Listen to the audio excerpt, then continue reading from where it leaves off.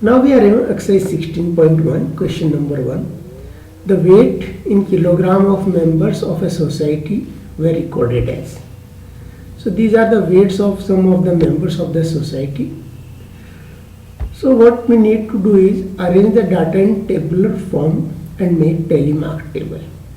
So we have to arrange these data according to the weight and the number of person having same type of weight. And we use tally marks to find out the number of persons. So let us draw the table. Here we have drawn the table, weight, tally marks and number of persons.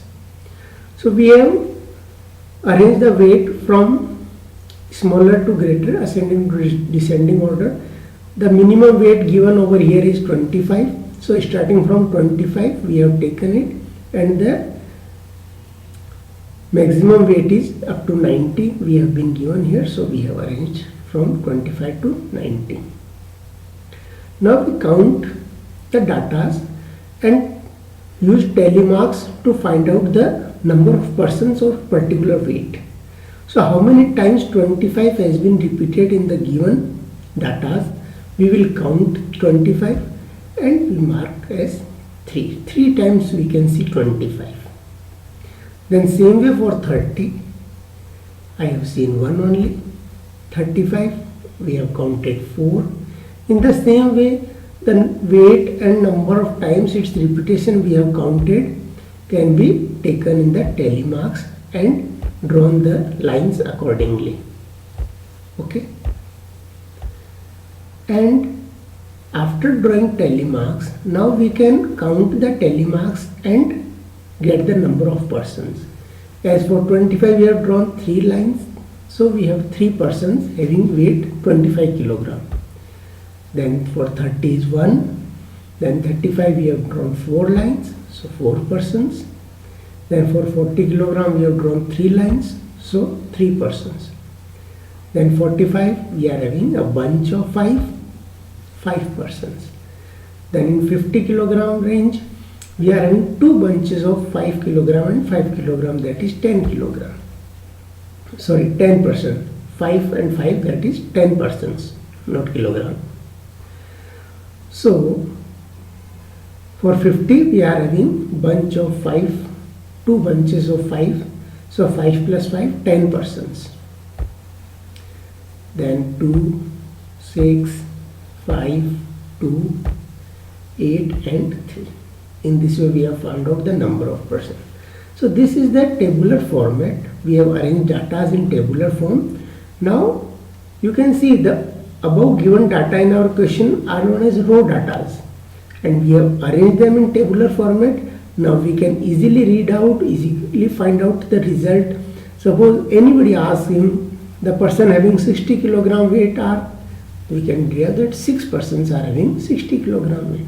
So it is easy to read the data to interpret the results. So this is known as organized data or tabular format of data. Okay. So then we are having question number 2. During a game, a dice was thrown 30 times. The outcomes of the dice was noted as. So these are the outcomes of the dice, and what we have been asked, we have to construct a frequency table, and which outcome occurs maximum number of times, which outcome occurs equal number of times, and how many times did number 6 appear, and what is the difference between maximum and minimum number of outcomes. So first A part, we need to draw the frequency distribution table. Here we have drawn the table using tally marks, and we have got the frequency of the outcomes of the dice. Then what we have been asked in B part, which outcome occurs maximum number of times. So here we can see that 5 appears 8 times. The outcome of 5 is 8. So it is the maximum number of times its appearance. So the answer is 5. Okay. Then what we are having, C part, which outcome occurs an equal number of times. So equal number of times is you will see 3 repeated 4 times and 6 also repeated 4 times.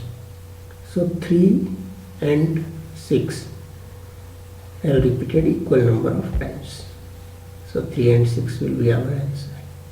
Then D part, how many times did number 6 appear as the outcome? So number 6 has appeared 4 times. Okay, so our answer will be 4 times. And then E part, what is the difference between maximum and minimum number of outcomes? So maximum number of outcomes is 8 and minimum number of outcome is 1. So the difference is 7. 8 minus 1, 7. Okay.